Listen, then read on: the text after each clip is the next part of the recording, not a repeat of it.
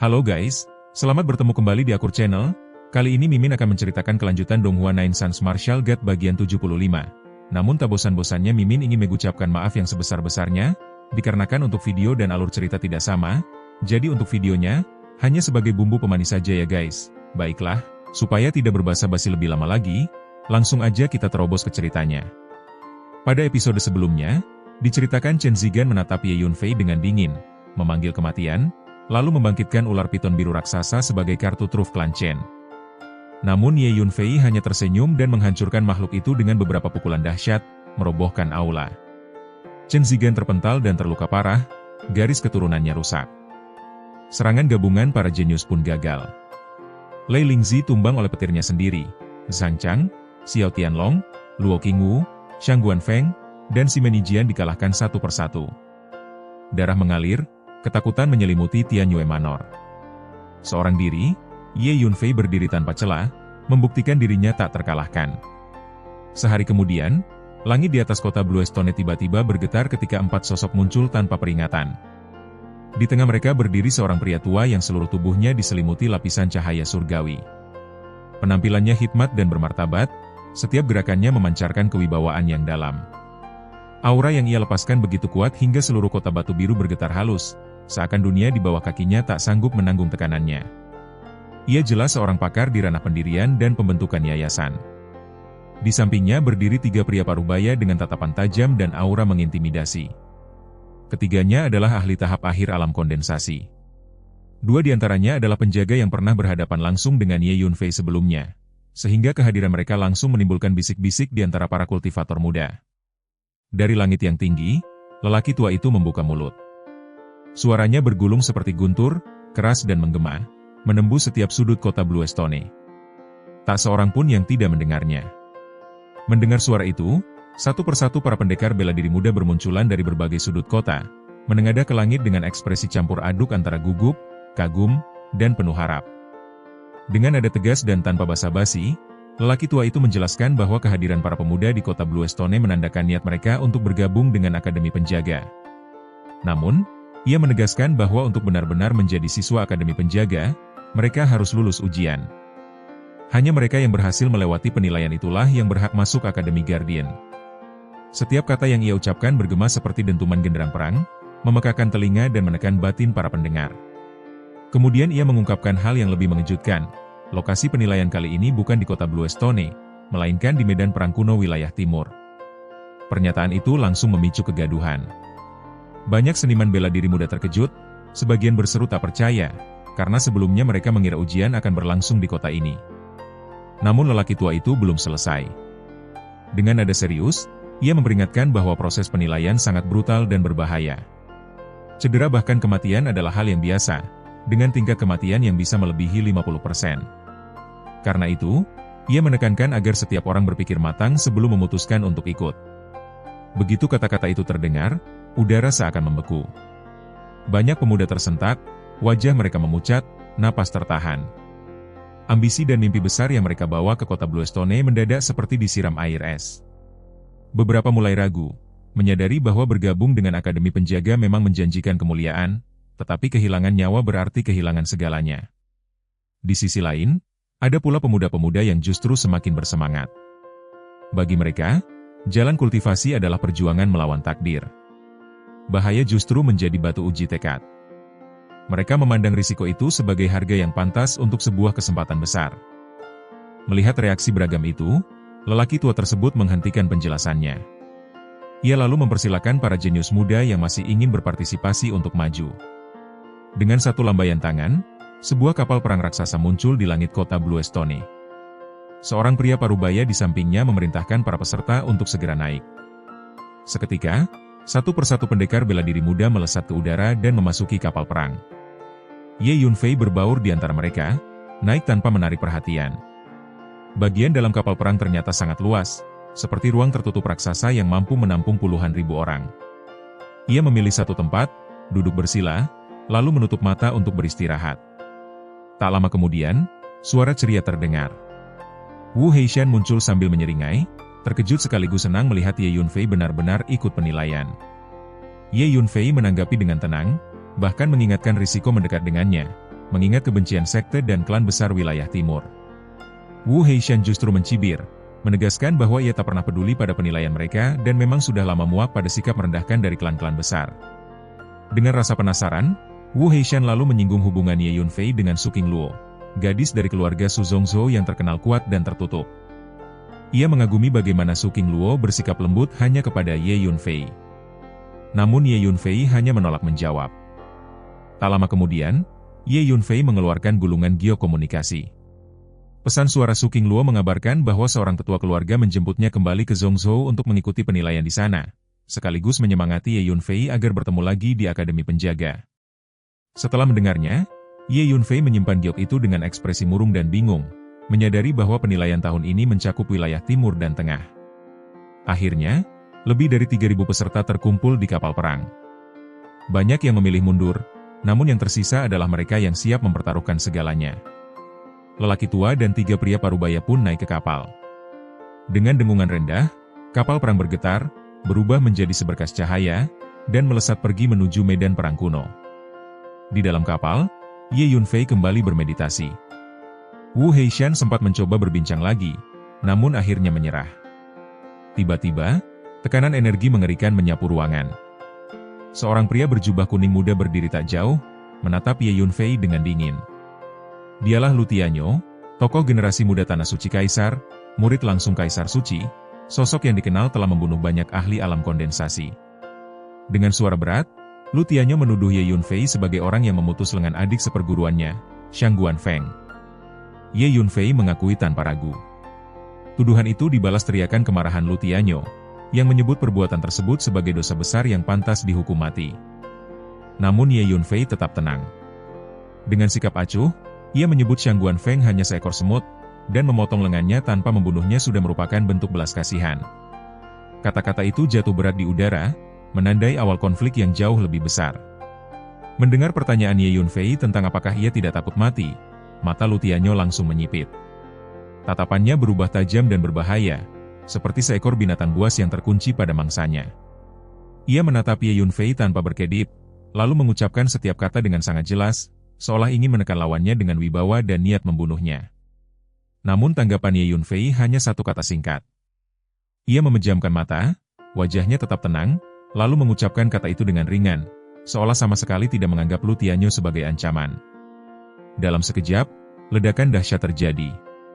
Gelombang kekuatan spiritual yang luar biasa meletus dari tubuh Lu Tianyo, menekan ke segala arah seperti gunung tak terlihat yang runtuh.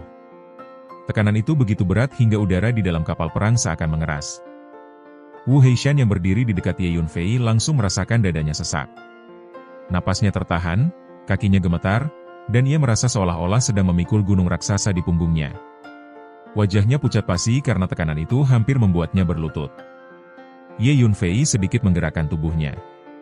Tanpa suara dan tanpa gerakan berlebihan, gelombang energi kuat terpancar darinya dan menyelimuti Wu Heishan. Dalam sekejap, tekanan menghilang. Wu Heishan langsung merasa dadanya lega dan tubuhnya kembali ringan, seolah beban yang menghimpitnya barusan hanyalah ilusi. Pada saat yang sama, Lu Tianyo tiba-tiba merasakan perubahan besar di dalam dirinya. Di lautan jiwanya, sesosok iblis mengerikan muncul tanpa peringatan.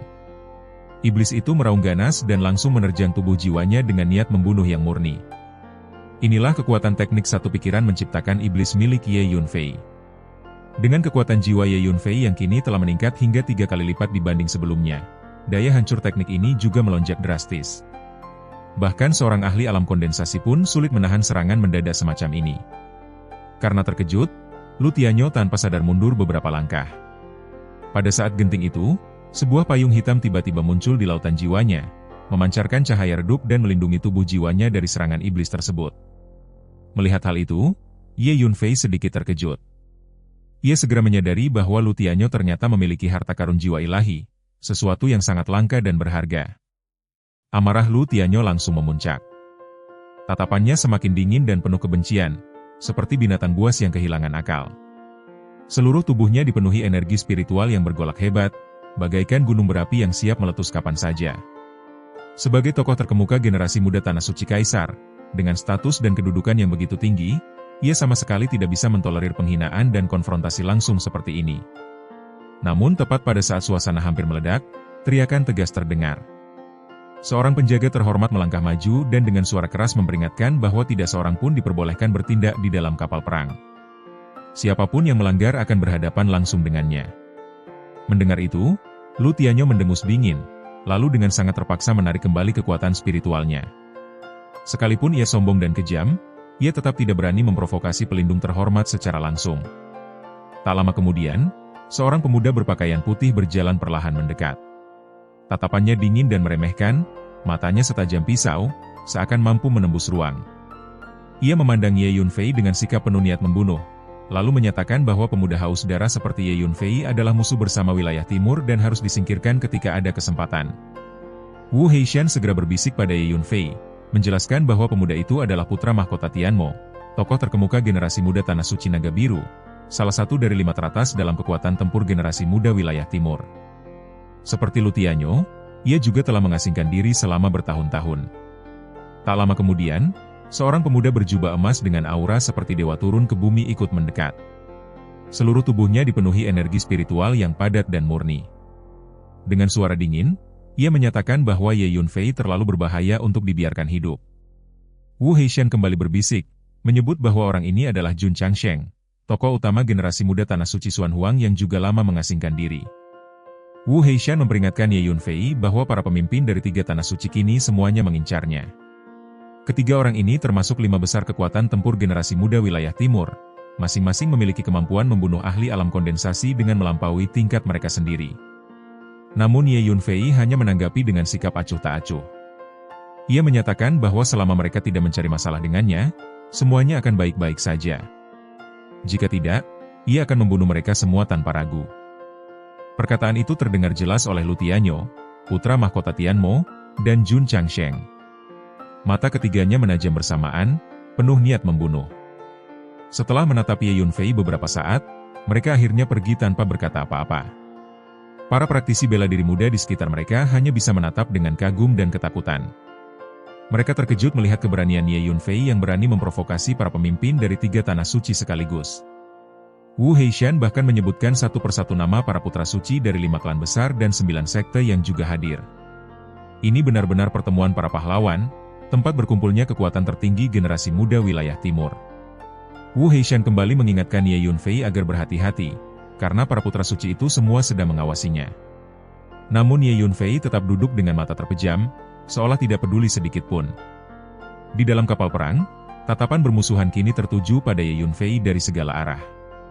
Murid-murid 3 Tanah Suci, 5 klan, dan 9 sekte semuanya menganggapnya sebagai musuh bersama. Meski merasakan semua itu, Ye Yunfei sama sekali tidak terganggu. Baginya, berapapun jumlah mereka, semuanya bisa dihancurkan dengan satu pukulan. 2 hari kemudian, kapal perang memasuki hamparan tanah merah gelap yang hancur.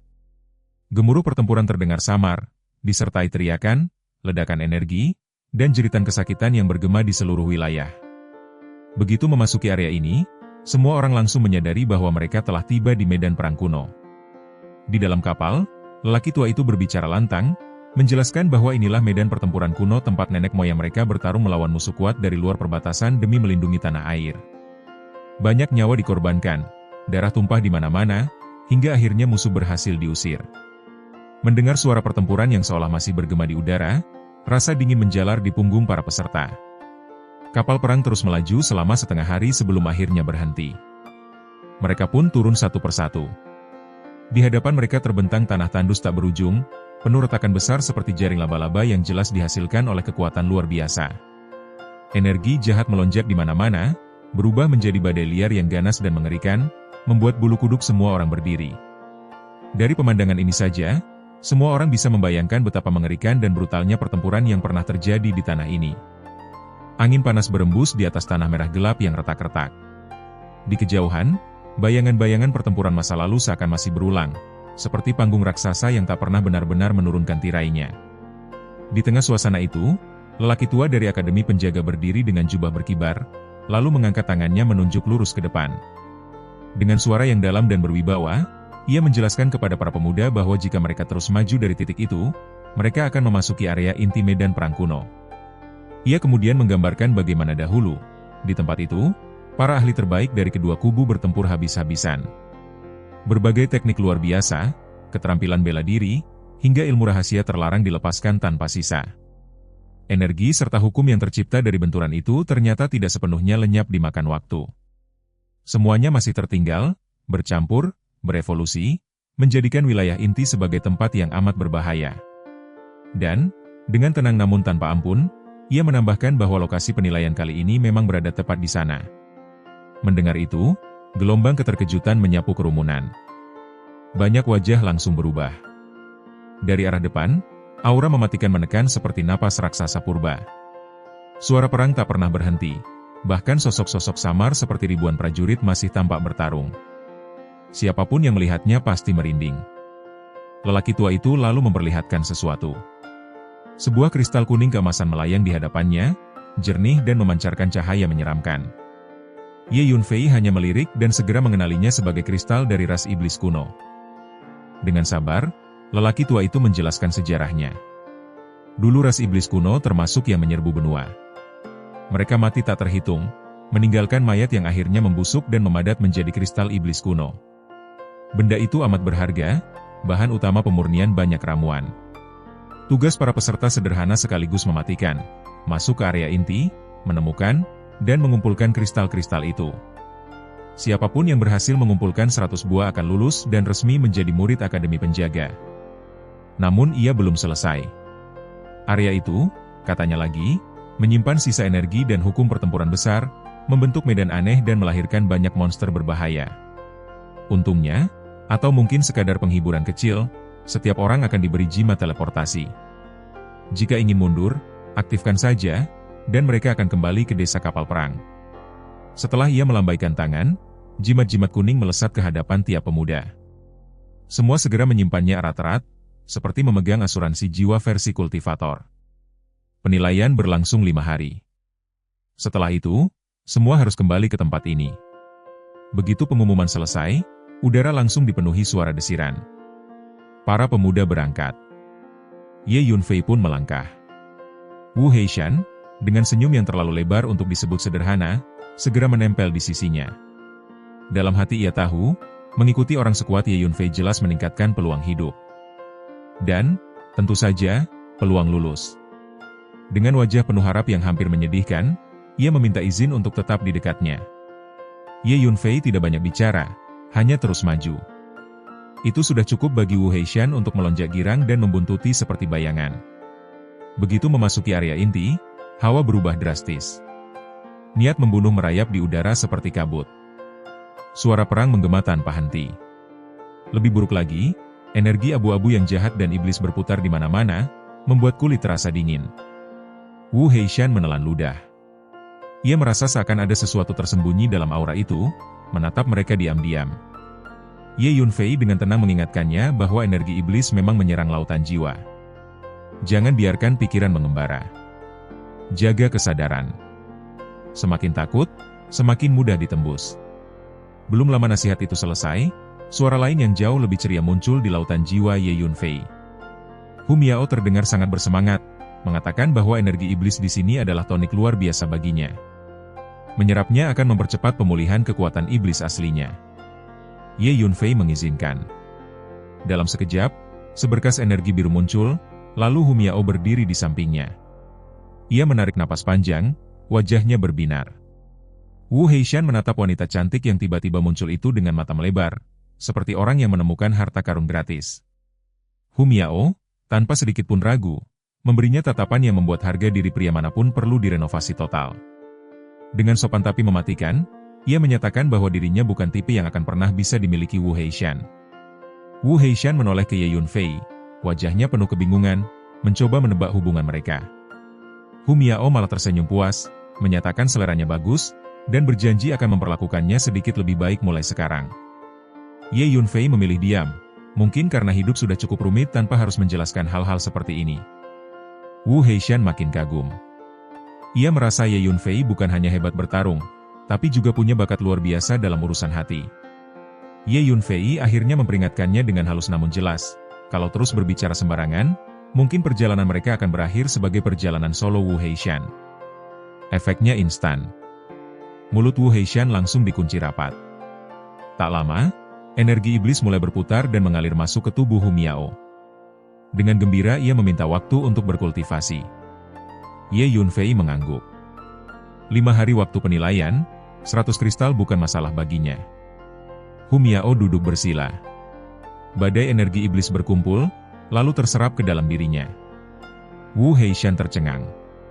Ia punya banyak pertanyaan, tapi ia juga sangat menyukai hidup, jadi ia memilih diam. Aura Hu Miao naik cepat. 2 jam kemudian, ia berdiri lagi, puas, mengatakan untuk sementara cukup, nanti dilanjutkan. Mereka pun berjalan lagi. Tak lama, Hu Miao tiba-tiba melihat kilau di rerumputan depan. Ia yakin itu kristal iblis kuno. Wu Heishan, dengan keberanian yang datang terlambat, langsung berlari mendekat dan membungkuk. Tiba-tiba Hu Miao memperingatkan. Seekor ular hitam menyembur keluar, aura jahatnya membuat udara membeku. Namun sebelum sempat menyelesaikan dramanya, sebilah Void Blade milik Ye Yunfei melintas, membelahnya rapi menjadi 2 bagian, layanan cepat tanpa antre. Wu Heishan mundur dengan wajah pucat. Hu Miao mengambil kristal bercahaya itu dengan senyum puas. Ya, benar. Kristal iblis kuno pertama mereka. Dan, adegan ini pun mengakhiri pertemuan kita kali ini. Terima kasih kepada semua yang telah menyimak dari awal sampai akhir video ini. Dan juga Mimin ingin mengucapkan terima kasih yang sebesar-besarnya kepada semua yang sudah subscribe Akur Channel. Semoga semuanya dimudahkan rezekinya, dan dilancarkan segala urusannya, juga disehatkan selalu setiap saat, dan terhindar dari segala penyakit. Amin.